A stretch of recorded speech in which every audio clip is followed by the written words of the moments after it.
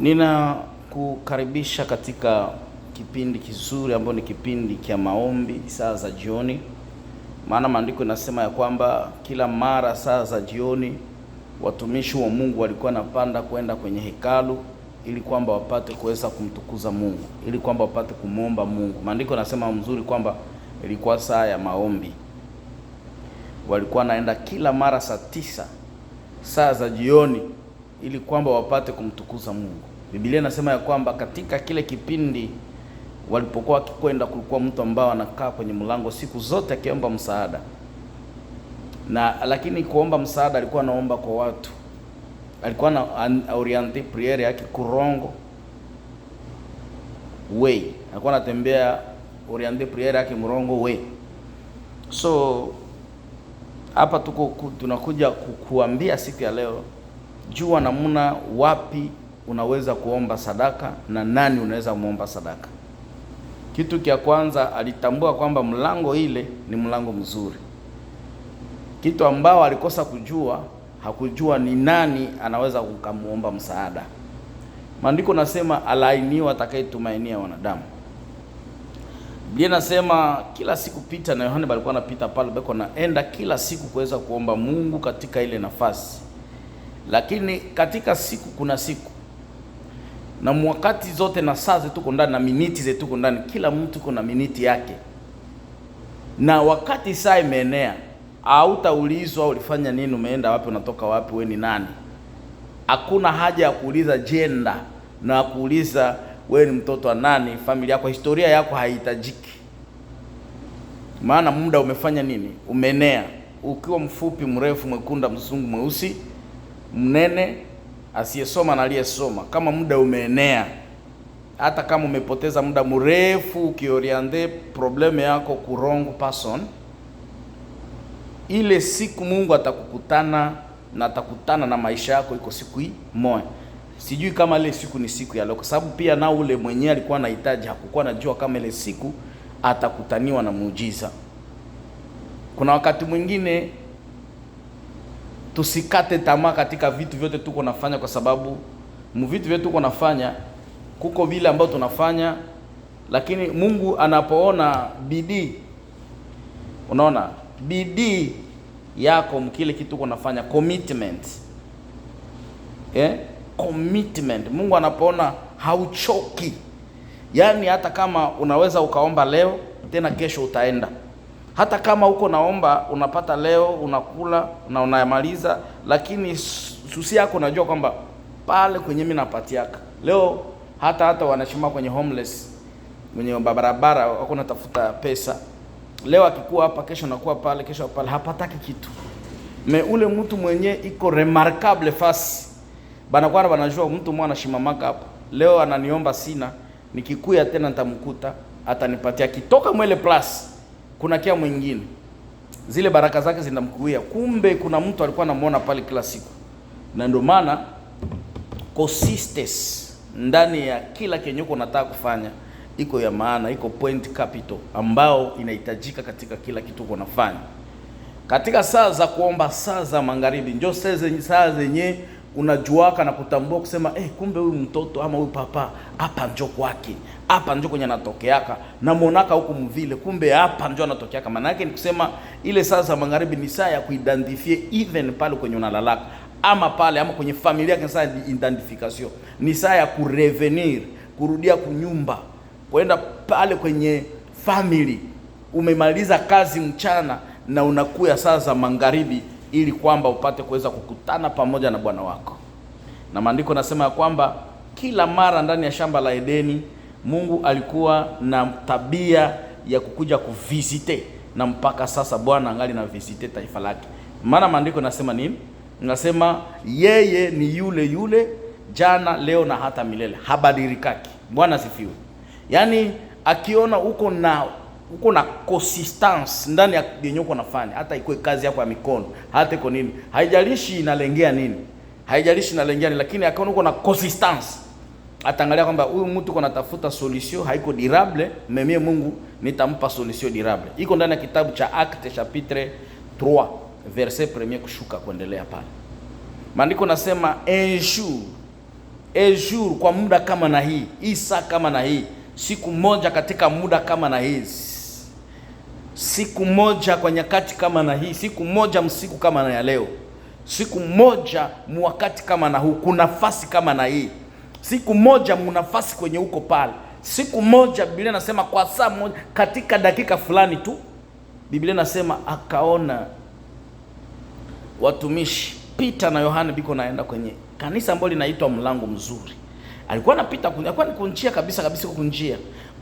Pale kwenye yeko naombea, yeko na adresse priere yake kurongo we. Kumbe kuko fasi karibu naye, batu mingi banaendaka pale, banajua fasi kwenye banapataka benye banampatiaka.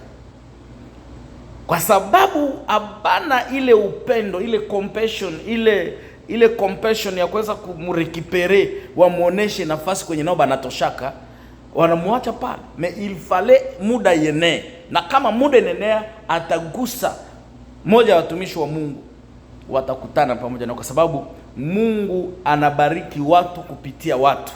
Mungu anatenda baraka kupitia watu. Kwa hiyo ni ya mzuri sana, hata kama katika magumu usitukane batu. Kuko batu wenyewe banakuwa katika magumu sana, ni mlema lakini ni msemaji wa matusi. Yaani ni mtu anasemaka matusi kwa sababu ya uchungu na mchungu ambao alipitia, na anaona kama iko na droit ya kutusi mtu. Kumbe anahitaji kukua taratibu na kutafuta uhusiano na watu wote, ili kwamba hajui kama atapata baraka zake katika njia gani. Kwa hiyo tafuteni salama na watu wote. Biblia inasema bila ile hakuna mtu atamuona Mungu. Tafuteni salama na watu wote, bila ile hakuna mtu atamuona Mungu. Katika saa za magharibi, Musa, kwa nini banaongelea saa? Kwa sababu kila mtu ana wakati wake. Ile saa za magharibi ni saa ambao Bwana anatembelea taifa lake. Na saa za magharibi mara mingi zikifika mu maisha ya mtu, kuna mtu mwenye kuna family, sijui niko naongea na mtu gani. Pale kwenye huko unaweza kuko na batoto, umetafuta kwanza asubuhi mpaka magharibi, saa haujapata kitu. Na unataka kurudia kwa nyumba na unakuwa DC. Usikue DC. Mungu anaweza akafungula munje yenye haujui. Na anaweza kupatia kile kenye hukukua nafikiria hata. Acha nikwambie ndugu mpendwa, kwa hiyo wakati utapata hata kile kenye huombe, kenye Mungu anaona kwamba ndio necessaire, kenye unahitaji kupata. Uko naomba vingine ni kwa sababu ya kutimiza tamaa mwili wako. Kwa hiyo katika huyu mtu na maombi yake ambayo naomba, kuna maombi mengine ni kwa ajili ya kutimiza tamaa zetu. Kwa hiyo neema na rehema za Bwana zikamwendea.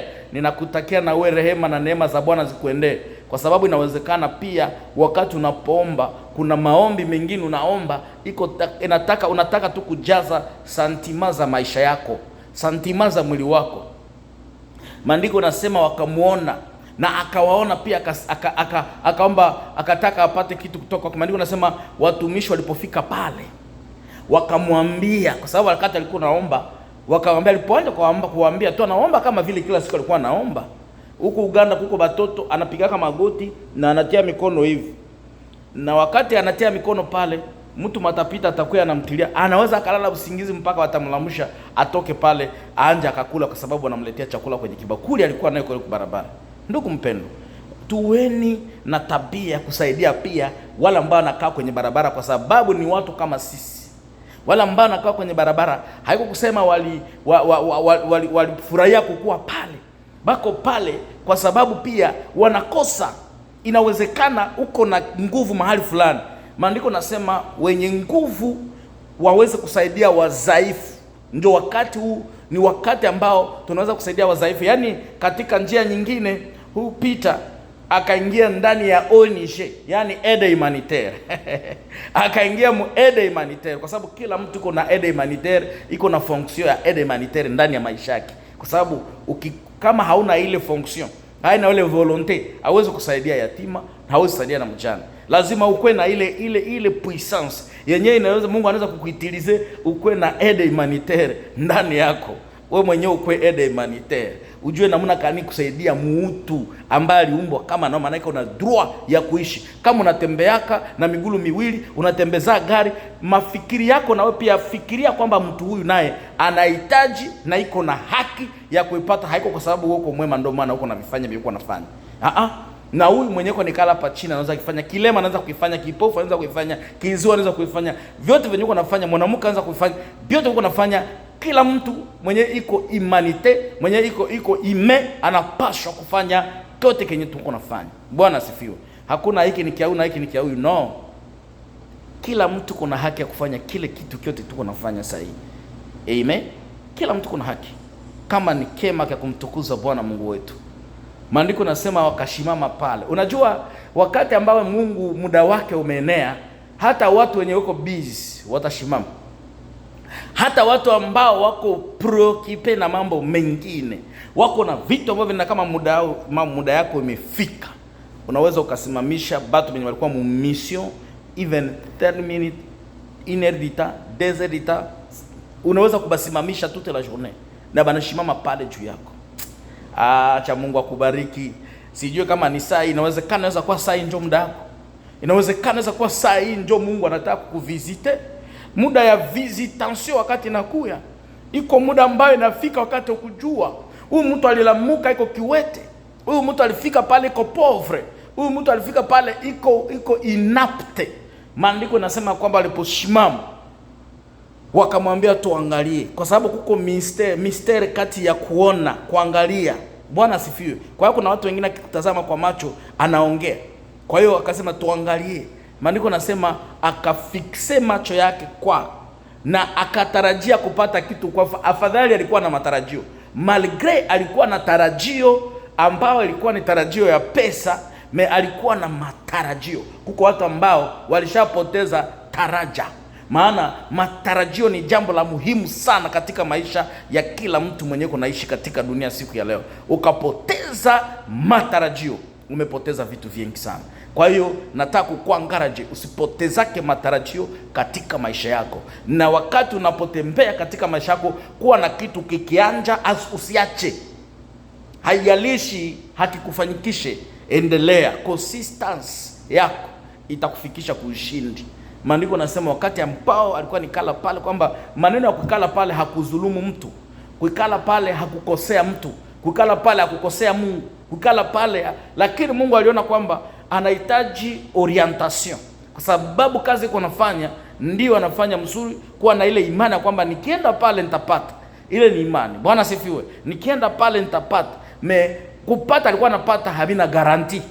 Ndio Mungu yeye anapanaka vitu vyenye viko na guarantee, kwa sababu yeye ni wa uzima wa milele, na ukikutana naye na vitu vyatakupa viko na uzima.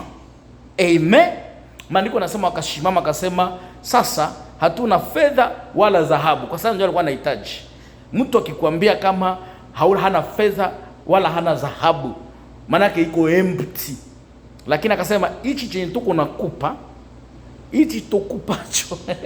Bwana asifiwe. Hana fedha, hana dhahabu, kwa sababu iko physical. Kuna wakati mwingine hatuhitaji kuona venye tunataka.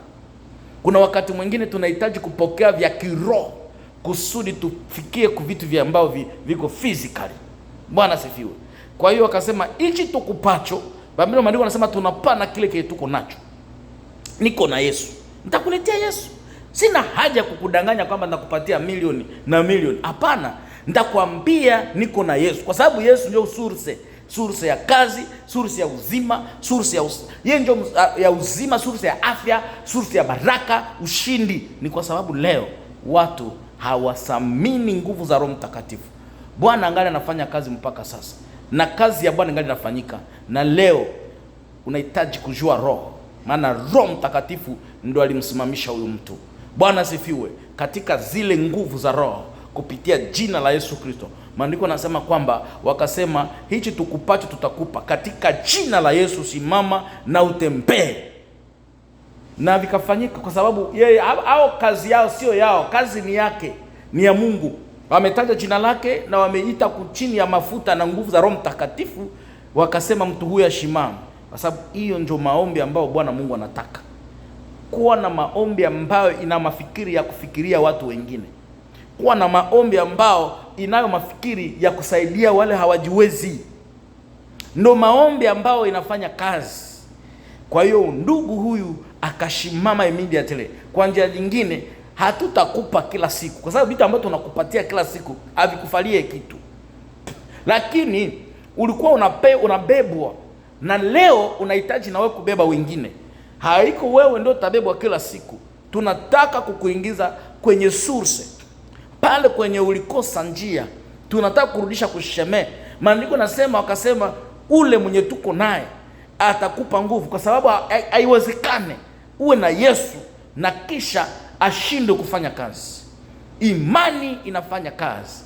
Kwa jina la Yesu, toka mwa ile shida ambayo uko ndani. Katika jina la Yesu, toka mwa ile shida kwa jina la Yesu Kristo. Maandiko nasema immediately akashimama. Immediately inataka kufanyika ndani ya maisha yako. Ile immediately inatafuta kufanyika maisha yako. Immediately, mara moja inataka kufanyika. Mara moja ifanyike maisha yako. Mara moja ifanyike maisha yako katika jina la Yesu. Immediately shimama, ionekane kwa jina la Yesu. Biblia inasema immediately, hapo hapo. Acha hapa na hapa unanipokea, unanisikia hapa, pokea muujiza wako. Bwana Yesu asifiwe. Mungu akubariki. Mungu akubariki.